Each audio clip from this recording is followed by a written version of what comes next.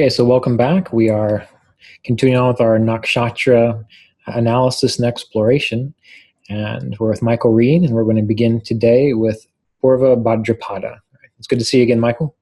Oh, good to see you too, Ryan. Yeah. So Purva Bhadrapada is connected to a particular deity that's called Asheville, which is a goat with one foot. And the symbolism here, it's a bit odd because you're trying to figure out the symbolism with this particular concept. But goats give nourishment through their milk, but they actually require very little for their sustenance. Even though they'll eat almost anything, they don't require very much in order to sustain themselves. So the aspect one of the many aspects of Purva Bhadrapada is that aspect of God that sustains, but doesn't need anything of its own. It's a very interesting energy with this particular nakshatra because this is like latent potency, so to speak. Hasn't come into creation, hasn't come into manifestation, but it's right on the verge in between. Okay, Aja Ekapada is actually worshipped as a form of Shiva, and Aja Ekapada is also the vehicle of Agni, which is fire, which both purifies and nourishes with its warmth. Interesting concept in terms of the symbolism associated with this is that fire is also used in Vedic rituals to burn the sacrifice that's offered to the deity. So on one level, this is that abstract, unborn energy, which is able to come into form, into the physical plane. On the other end of the spectrum, it's also the concrete thing, which can be made back into the abstract.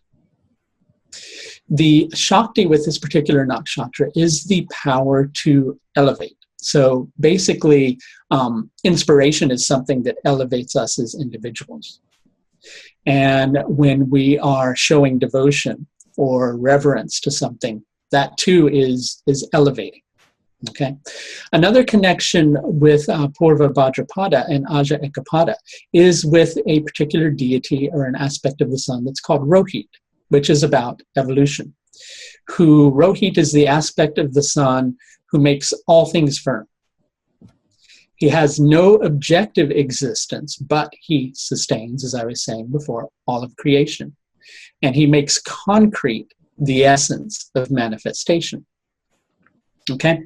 The energy with this is to get so enraptured with something or entranced with something that you don't consider your own welfare. But this energy can work in two different ways. Because if, I should stress that Jupiter is the ruling planet of this nakshatra, if Jupiter isn't very well supported and you have a cruel planet like Mars in this particular nakshatra, well, that could lead to a lot of issues with anger. The person gets into their anger and they quite simply just don't know when to stop. It begins to rule them and they run with it. But by the same token, it has a lot of very positive associations too. Let's say, for instance, Jupiter being very well supported and you had a nice, strong Venus there. You'd have very good inspiration, creative inspiration. So the basis above with this particular nakshatra is what is good for all people. So the heavens are considering what is good for all people. That unborn transcendent essence is deciding what is good for all people. Basis below on the planet is, well, what's good for the gods, or what do the heavens want? And through that balance comes the support of the entire world. The gunas with this particular nakshatra is sattvic at its basis, which it builds upon with further sattvic energy, but then caps it off with very rajasic or active energy. But interestingly enough, and we'll cover more on this when we start getting into techniques, if you have a rajasic planet, in Purva Bhadrapada. Well, that can bring out more of the rajasic qualities than the sattvic qualities. The primary motivation with this particular nakshatra is artha, or goal-driven actions.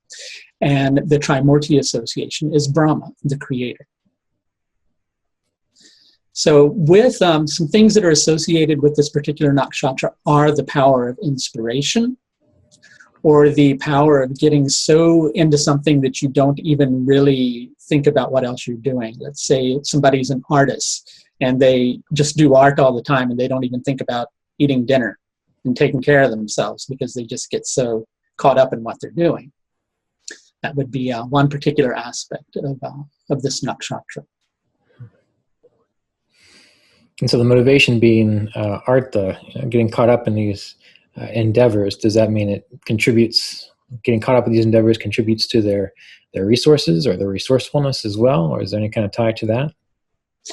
It can, but as we also know, basically artha can be an activity. So one is deciding that one wants to, okay, let's say one is looking at their final goal as moksha. But their artha-driven goal is, oh, I want to go to visit the temple a lot more, right? So there's two sides of that. So it's would be more sattvic-based artha. Or if it's a rajasic planet that's there, it could be very rajasic-based artha. Mm-hmm. The sattvic energy would come into the equation at one particular point, though.